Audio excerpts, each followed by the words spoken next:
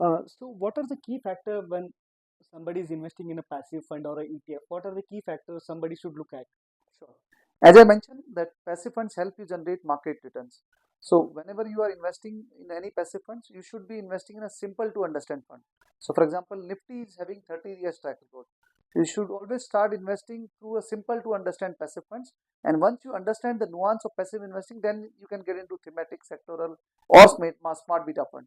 While choosing any index fund, you should be looking at tracking error. The fund should have low tracking error because funds which are having low tracking error help investors generate returns which are very close to the benchmark. Apart from this, you should be also concerned about expense ratio charged by the AMCs at the same time size of the fund. So these are the three criteria you should be looking at while choosing any index. Okay, and what about ETFs? So in case of ETF, apart from these three factors, because whenever you are buying or selling ETF, then impact cost of buying and selling ETF is very important.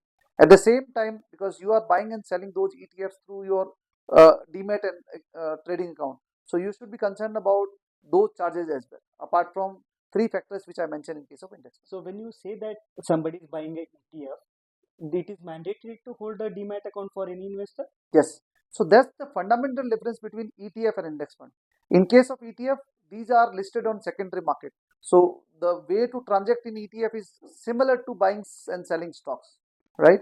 While in case of index fund, somebody who is well versed with investing in mutual fund, in that case, investing in index fund is very similar to investing in any mutual fund product. So that's the fundamental difference between ETF and index fund.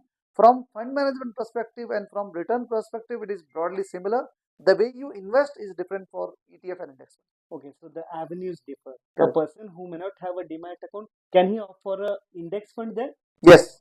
Uh, to generate market return, in that case, he can opt for index fund because from returns perspective, it is more or less similar as compared to ETF. Great.